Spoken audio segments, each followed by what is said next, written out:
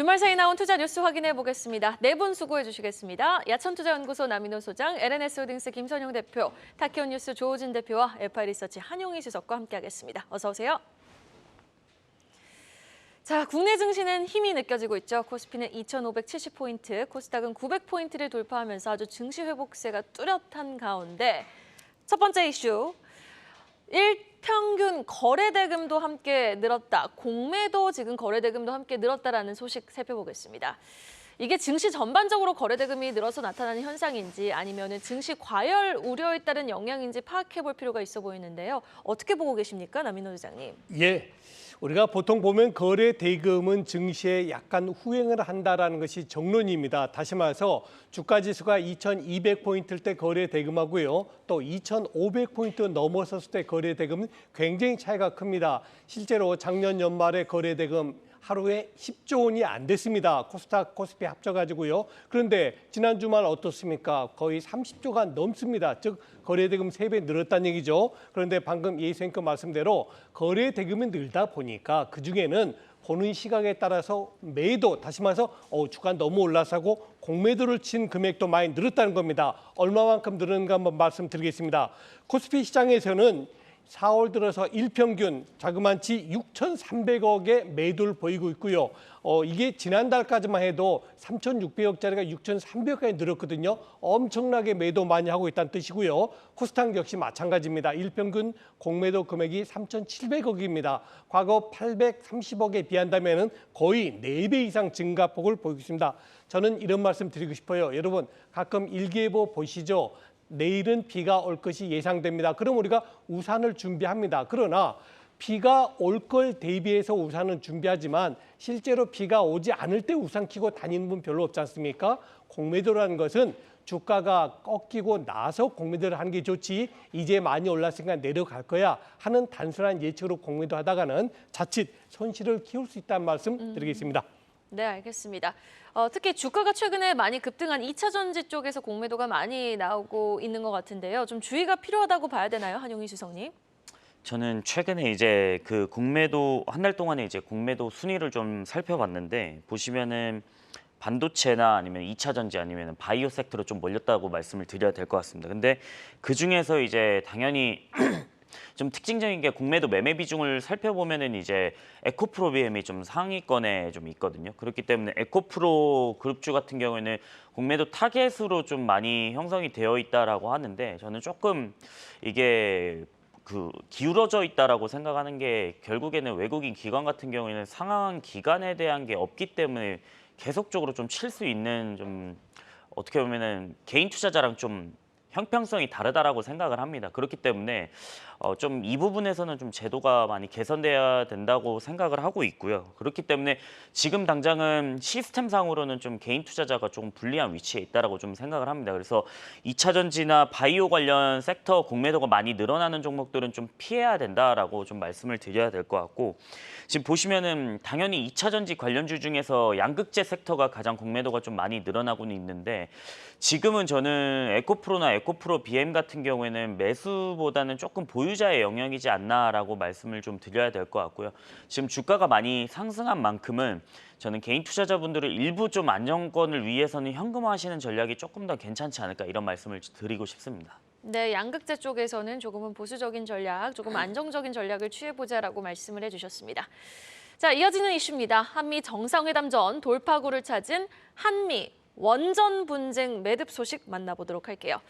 자, 한수원과 지금 웨스팅하우스 간 지식재산권 분쟁이 해소 국면에 접어들었다고 하는데요. 구체적으로 어떤 부분에서 어떻게 좀 합의가 이루어진 겁니까? 네, 작년에 분위기가 좋았던 원전 관련주들이 한동안 조용했습니다. 이제 왜 조용했냐면은 이제 한국 수력원전과 웨스팅하우스, 미국의 기업이죠. 웨스팅하우스 간에 어떤 법적 분쟁이 있었습니다. IP 관련 법적 분쟁이 있었는데 어떻게 합의했나 일단 보니까 한전이 원전 설계 원천 기술에 대한 웨스팅하우스의 지분을 어느 정도 일정 부분 이제 인정해주는 방식으로 풀이가 되고 있습니다. 근데 일단 일단 이게 어느 정도 인정을 해줄지에 대한 부분은 앞으로 좀 많이 좀 이제 협상전을 좀 벌여봐야 될 것 같고요. 원전 관련주들 실컷 분위기 좋다가 작년에 12월 달에 한수원이 체코 원전 사업 수주 참여하면서 이제 미국에 제출한 신고 서류를 미 에너지부가 반려했습니다. 이때부터 좀 분위기가 좀 애매해지기 시작을 했는데 이유는 보니까 수출 통제 대상이 미국의 원전 기술을 해외로 반출할 경우에 신고 주체 같은 경우 한수원이 아니라 이제 웨스팅하우스가 되어야 된다라는 이 이유로 반려가 됐는데요. 진짜 이 원전 쪽도 그렇고 지금 반도체 쪽도 그렇고 미국 참 재밌습니다. 요즘 분위기가. 이에 체코 진출이 걸림돌이 되면서 해당 업종 분위기가 지금까지 굉장히 좀 애매했었는데 이제는 한미 협력으로 가게 되면은 아무래도 경쟁자인 프랑스보다 좀 유리하게 될 수 있는 그런 상황이 됐습니다. 어쨌든 관련주 체크해 보시고요. 한번 투자 이어가 보시면 좋을 것 같습니다. 네, 우리 측은 웨스팅하우스의 지분을 인정하고 미국 측은 우리 측의 원전 수출을 지원하는 방향으로 매듭 짓게 된 한미 원전 분쟁. 오늘 원전 관련주들 우려를 좀 떨치고 시원하게 뻗어나갈 수 있을지 주목해 봐야겠습니다. 자, 다음 이슈입니다. 2차 전지 섹터 이야기로 넘어가 볼 텐데요. 지금 국내에 두 번째 전구체 공장을 짓다 LG화학 소식 만나보시죠. LG화학 IRA법 대응을 위해서 중국과 손을 잡고 전구체 공장 건설에 나섰다고요? 네, 맞습니다. LG화학이 세계 1위 코발트 생산 기업이죠. 중국의 화유 코발트와 손잡고 이제 군산 새만금의 배터리용 전구체 합작 공장을 만들겠다는 그런 내용이 발표가 됐습니다.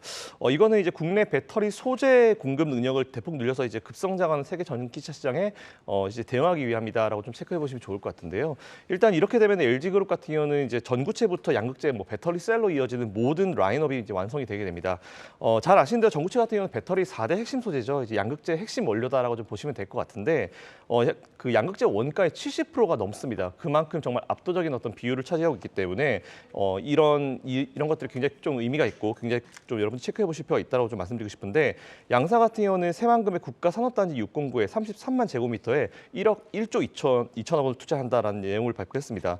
올해 말에 착공이 예정이고요. 2028년도에 준공할 계획인데 이렇게 되면 2029년도부터 연간 5만 톤의 전구체가 생산 예정이다라는 부분 체크해 보시면 좋을 것 같습니다. 이거는 전기차 한 60만 대 정도에 탑재된 배터리에 필요한 양극재를 생산할 수 있는 규모다라는 부분인데요. 또한 LG화학 같은 경우는 잘 아시는 대로 최근에 이제 고려화행과 손잡고 내년 2분기부터 이제 울산 공장에 연 2만 톤 규모의 전구체를 생산할 계획으로 새만금 공장이 준공이 되게 되면은 합계해서 총 7만 톤 생산 능력이 완성이 된다라는 부분까지 체크해 보시면 좋을 것 같습니다. 그리고 이제 그동안 전구체 같은 경우는 사실 우리나라 배터리 공급망에 좀 제일 약한 고리였었죠. 근데 이 부분이 어느 정도 좀 해소가 될 수 있다는 부분 체크해 보시면 좋을 것 같고요. 앞서 설명드린 대로 이제 배터리 양극재 전체 가격의 70%의 수준에 달하는 게 이 부분이기 때문에 사실 그동안 좀 부담이 좀 많았습니다. 그리고 이게 그동안은 이제 중국 수입이 90%가 넘었기 때문에 이제 중국의 수입에 대한 부분을 우리가 좀 부담을 줄일 수 있는 부분 체크해 보시면 좋을 것 같고요. 당연히 이번 결정 같은 경우는 IRA 법안에 이제 영향이 있습니다. 참고로 전구체 같은 경우는 광물이죠. 광물이어서 우리나라 생산 시에 이제 규정에 부합합니다. 이에 따라서 이 부분 체크해 보시면 좋을 것 같고요. 관련주 그대로 투자를 이어가 보시면 좋을 것 같다라는 의견 드리겠습니다. 네, 알겠습니다. 그러니까 배터리 원가 중 양극재가 차지하는 비중이 50%, 또 그 양극재 원가의 양극재 안에 있는 물질을 반죽하는 전구체 비중은 지금 70%니까 중요할 수밖에 없죠, 이 전구체가. 이렇게 공급망 강화에 나서는 LG화학, LG에너지솔루션의 주가 추가 상승 여력이 궁금한데요. 어떻게 보고 계십니까, 한용희 수석님? 아까 김성현 대표님 말씀하신 대로 사실 전구체는 중국 의존도가 상당히 높은 섹터 중에 하나입니다. 지금 NCA나 NCM 우리나라 하이니켈 쪽에 생산하는 전구체 비율로 따졌을 때는 90%가 둘 다 넘어갑니다. 그렇기 때문에 중국에서 의존도가 상당히 높은데 이번 IRA 법안 때문인지 이제 그 LG화학 같은 경우에는 그 합작법인을 좀 선택을 했다라고 말씀을 드려야 될 것 같고요. 그다음에 SK온도 이제 에코프로랑 중국 GEM하고 같이 이제 합작을 해가지고 설립을 투자 협약을 맺어가지고 전구체 공장을 설립할 계획을 갖고 있고, 그다음에 단독으로 간다라고 하는 거는 지금 포스코 그룹입니다. 포스코 퓨처엠이 나는 단독으로 가겠다라고 해서 공장을 세우고 있는데 결국에는 이 3사 모두 다 공통적인 건 뭐냐면은 중국에서 의존도가 좀 높기 때문에 중국에서 만약에 이 부가가치를 많이 창출하지 못하면은 IRA 해당이 되지 않기 때문에 지금 뭐 국내에서 계속적으로 좀 국내 공장을 설립하는 이유들은 IRA에 좀 대응을 하려는 모습들이다라고 보시면 좀 좋을 것 같고요. 그렇기 때문에 지금 양극재 비중에서 원가 비중에서 60%에 70%를 차지하는 전구체 좀 중국 고리를 좀 끊어내거나 아니면은 IRA에 해당되기 위해서 계속적으로 공격적인 투자를 한다라고 했을 때는 저는 좀 앞으로 의존도는 좀 낮아질 수 있다. 그러면은 우리나라 배터리 셀 업체들은 점차 좀 순환적인 모습들을 보일 수 있을 것 같다라고 생각을 하고 있고요. 그렇기 때문에 지금 선제적인 대응을 하는 업체들은 조금 괜찮지 않을까라고 말씀을 좀 드리고 싶습니다. 알겠습니다. 선제적 대응을 하는 업체가 있다면 어떤 업체일까요? 저는 지금 일단은 LG 쪽이라고 좀 말씀을 드려야 될 네. 것 같고요. 근데 지금 그 LG 같은 경우는 당연히 미국 진출에 대한 그 투자가 많이 이루어졌기 때문에 미국 진출에 대한 캐파가 좀 얼마나 늘어나는지를 좀 보시면 좋겠다라고 말씀드리겠습니다. 캐파가 얼마나 더 늘어날지를 좀 보고 대응해 보자라고 말씀해 주셨습니다. 이어서 오늘장 영향을 미칠 공시 하나 확인해 보겠습니다. 지금 자동차 가죽 시트 만드는, 그러니까 피혁 제품을 만드는 회사입니다. 유니캠 관련한 새로운 공시가 떴네요. 어떤 내용입니까? 유니캠이라는 건 좀 전에 말씀하신 대로 이제 가죽 피혁, 그다음에 그 자동차 시트고 또 하나는 이제 그 명품에 그 납품하는 기업이기도 합니다. 그러니까 아주 알짜배기 기업이고요. 오. 그 특이점이 이제 유니캠의 이제 CEO인 이장원 부회장이 그 탤런트 박주미 씨의 남편이기도 합니다. 그래서 이제 한때 유명세가 좀 있었는데 그쵸. 이 공시가 나온 배경은 무엇이냐면은 올해 들어서 유니캠이 사실 경영권이 어느 정도 안정적이었는데 햇발이라는 또 다른 이제 중소기업이 유니캠에 대한 지분을 계속 꾸준히 매입을 하다 보니까 유니캠의 기존 경영진 입장에서는 경영권에 대한 불안정을 느꼈습니다. 그리고 심지어 이제 유니캠의 어떤 이번에 했던 주총에서 햇발이 요구했던 이제 사내이사와 감사가 선임이 됐습니다. 이거를 갖다가 좀 이렇게 그 공시를 갖다 공부하는 차원에서나 그다음에 유니캠의 주가 차원에서도 아마 들으시면 좋을 것 같긴 한데요.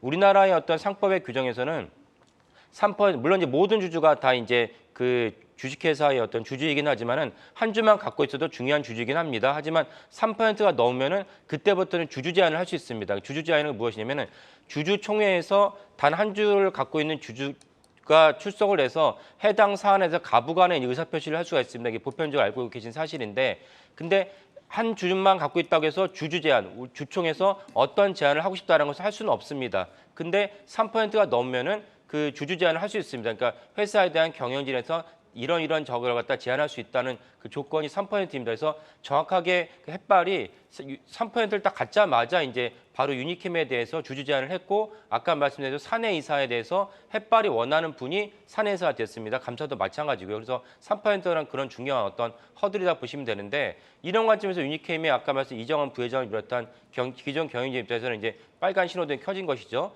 이래서 이제 유니캠이 그 기존에 있던 자신의 자사주를 갖다가 담보로 잡히면서까지 한 44억 원쯤 됐습니다. 44억 원 전량을 갖다가 그 지금 잔망이 나오는 313만 주의 보통주와 BW12를 갖다가 다 매수를 해서 경영권을 갖다 안정화를 했습니다. 그러니까 사실은 이 때문에 유니캠에 대한 경영권 분쟁은 없다라고 보시면 되고요. 그래서 지금 다시 요약을 말씀드리면 우리나라에서는 3%가 갖고 있느냐 안 갖고 있느냐가 되게 중요한 사항이라는 것을 인지하시면 좋을 것 같습니다. 네, 알겠습니다. 유니캠 관련된 새로운 공시 내용도 살펴봤습니다. 이어지는 기사입니다. 2차 전지로 쏠렸던 자금이 이제 바이오 게임 엔터로 확산된다. 엔터 뉴스 확인해 보시죠. 1분기 실적 시즌이 도래된 가운데 워낙 이번 1분기 시장 기대치는 저조한 상황 아닙니까?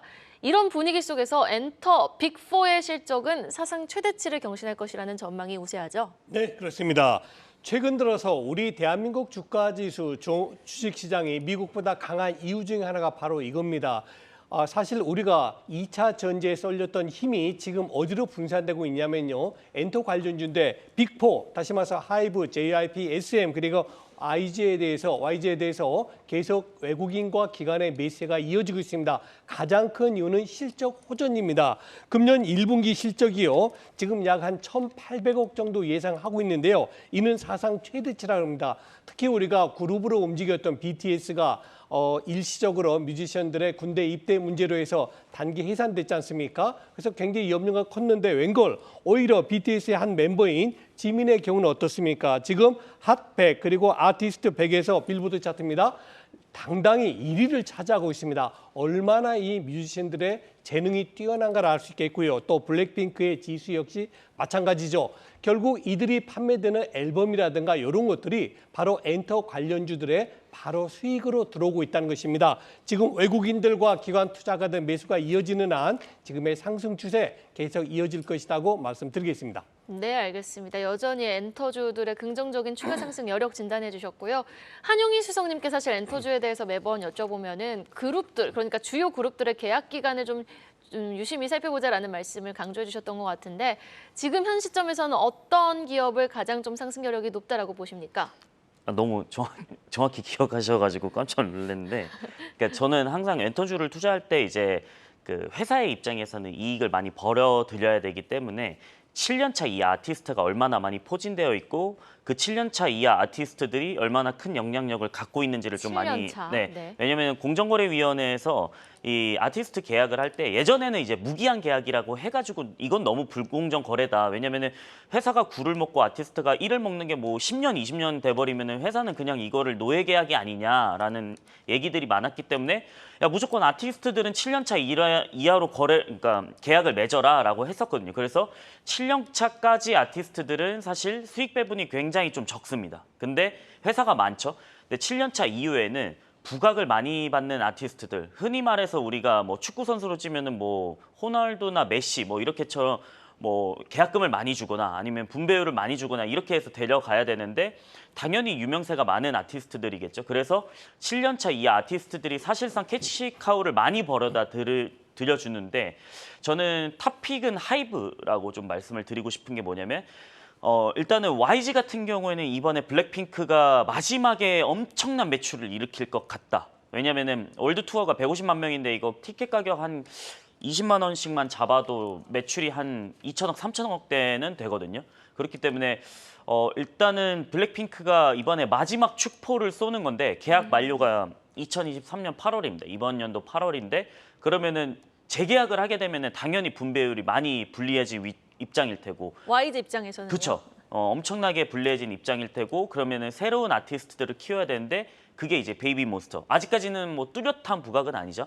근데 저는 하이브가 좀 탑픽인 게 뭐냐면 TXT나 뉴진스가 가장 좀 지금 돈을 많이 벌어다 드릴 아티스트라고 생각을 하는데 일단은 BTS 같은 경우에는 이제 군입대를 많이 앞두고 있다라는 게 좀 공백인 것 같고 그 공백을 누가 메울 거냐 저는 아직까지는 뭐 다 메우진 못하더라도 TXT가 그 대를 이을 것이다라고 생각을 하는 이유는 지금 아직까지 이 남자 아티스트들을 봤을 때 그 출생 연도를 보면 2002년에서 1999년입니다. 그럼 아직까지 그 군대를 가기까지는 좀 시간이 많이 남아 있다. 라고 생각을 하고 있고요.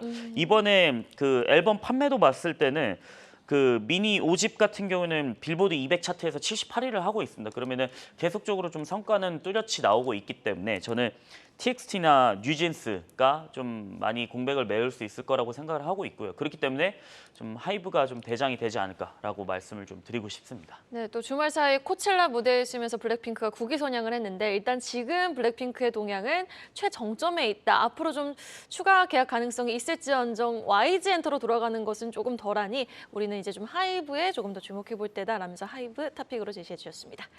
자, 다음은 시간의 거래에서 급등했던 철강주 내용 한번 터치해 볼까요? 포스코와 현대제철이 한국산 냉연 강판을 대상으로 한 미국의 이 상계 관세 연례 재심 조사에서 미소 마진 판정을 받았다라는 소식이 전해졌는데요. 모든 단어가 생소하거든요. 좀 구체적인 설명 부탁드리겠습니다. 네, 사실 이것도 앞선 원전 이슈처럼 이제 미국과 우리나라 간의 어떤 협의가 굉장히 좀 필요했었던 부분입니다. 지금 보면 이제 산업 하나하나 미국과 협의가 좀 많이 이루어지고 있는 것 같은데요. 사실 이거 같은 경우는 좀 길입니다. 되게 오래된 이슈였는데 이게 어느 정도 이제 해결되는 기미가 좀 보인다는 그런 내용인데요. 포스코와 현대제철이 이제 한국산 내년 간판을 대상으로 한 한미 상무부의 5차 상계관세 연례 재심에서 미소마진 판정을 받았습니다. 이게 미소마진이 뭐냐면 말 그대로 이제 산업의 피해가 미미하다라는 그런 의미로 보시면 될 것 같고요. 그래서 이게 반덤핑 조사가 이제 종결이 됐다는 그런 내용이 나왔습니다. 이번 판정으로 이제 관세 리스크가 사라지게 되죠. 뭐 그동안 잘 아시겠지만 미국이 이제 중국 등 많은 국가들을 대상으로 이제 관세 이 덤핑 관련 조사를 되게 많이 해왔는데 어쨌든 이게 어느 정도 이제 해소가 되었다라는 뭐 체크해 보시면 좋을 것 같습니다. 이에 따라서 대미 냉연 강판의 시장을 공략할 수 있는 그런 상황으로 가고 있다라고 좀 체크해 보시면 좋을 것 같고요. 뭐 SK스틸이나 뭐 포스코, 현대제철 같은 업체들이 사실 이게 조사를 언제부터 받았냐면 2015년부터 받았습니다. 8년 차인데요. 이렇게 오래 받아오니까 당연히 이제 쉽지가 않겠죠. 근데 이 문제도 좀 해결이 되고 있다는 부분 체크해 보시면 좋을 것 같고요. 이제 당연히 이렇게 되니까 미국 시장으로 가면서 매출이 더 늘어날 수 있는 구간이 만들어지고 있다라는 부분 체크해 보시면 좋을 것 같습니다. 네, 알겠습니다. 오늘 정규 시장에서 철강주들의 흐름 좀 기대해봐도 좋을까요, 한영희 수석님? 저는 기대해봐도 좋은데 지금 말씀하신 이 뉴스 때문은 사실 아니라고 생각을 하고 있고 네. 그 지난주 금요일 날 시간회에서 철강주들이 다 오른 이유가 결국에는 가격 인상 때문에 그쵸. 우리나라에서 다들 아시다시피 가격 인상 때문인데 포스코랑 현대제철이 이제 연령을 강판을 이제 5만 원으로 인상하면서 그럼 다른 업체들도 다 같이 가격 인상을 하게 되면 실적 개선이 이루어지는 거 아니야? 라는 시나리오들 때문에 시간에서 철강주들이 많은 강세를 이뤄졌다. 그래서 오늘 시장에서 가장 많이 부각을 받을 섹터는 철강주라고 생각을 하고 있고 지금 철강석 가격을 보시면은 사실 굉장히 좀 높은 수준을 유지를 하고 있기 때문에 철강 회사들 입장에서는 굉장히 좀 새로운 기회가 생기지 않았나라는 생각을 하고 있고 그다음에 중국 쪽에서도 계속적으로 양회부터 시작해가지고 리오프닝 그 인프라 투자가 계속 지속이 될 거라는 기대감들이 있기 때문에 저는 철강 섹터는 앞으로 좀 그 실적 회복이 좀 잘 나올 수 있을 것이다라고 생각을 하고 있고요. 이 이슈 같은 경우는 사실 미소마진 아까 말씀을 해주셨는데 1% 미만이기 때문에 사실 뭐 상계관세나 뭐 이런 부분에 대해서는 좀 리스크가 없다. 그러면은 이거는 개별적인 이슈로는 그 포스코나 현대제철 같은 경우는 좀 더 상승 탄력이 있을 것이다라고 생각을 하고 있고요. 나머지 이제 중소형 철강 회사들 같은 경우에는 가격 인상에 대한 모멘텀을 지켜보시면서 좀 실적 회복이 좀 빠른 업체들을 좀 보시는 게 어떨까라고 말씀드리겠습니다. 알겠습니다. 이어서 공시 하나 더 체크해 보도록 하겠습니다. 나노 신소재 관련 공시네요. 내용 전해주시죠. 나노 신소재 박장호 대표가 한 13억 정도의 이제 그 증여를 했다는 공시입니다.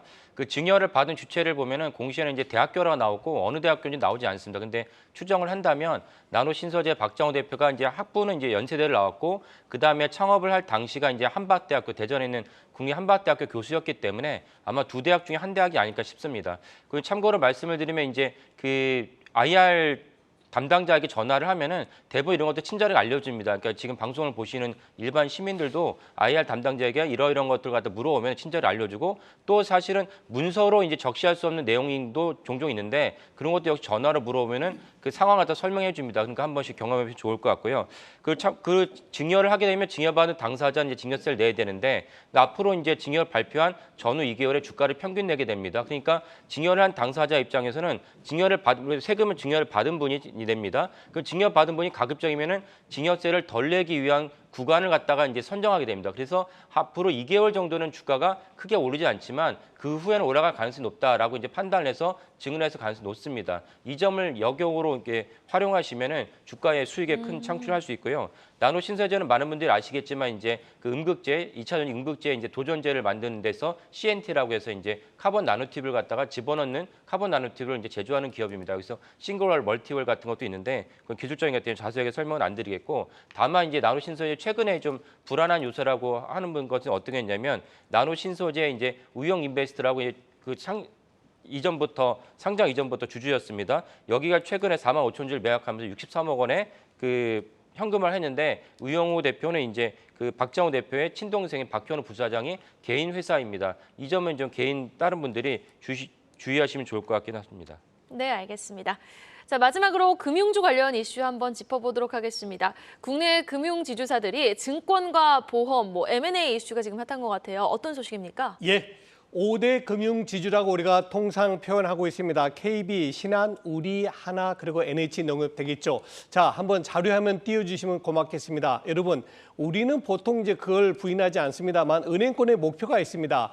비은행권, 다시 말해서 은행이 아닌 수익을 50%까지 올리는 겁니다. 어느 정도 된 곳이 있죠. 신한하고 KB 같은 경우는 작년 수익의 거의 60, 70이 다른 곳에서 얻어졌고요. 반면에 아직도 하나, 우리 농협 같은 경우는 거의 90% 가까이가 은행권 이자에서 왔다는 겁니다. 그래서 당분간 요 하나나 우리 농협에서는 이제 증권이라든가 보험에 조금 더 손을 뻗칠 가능성이 크다. M&A에 관심을 가지셔야 될 것 같습니다.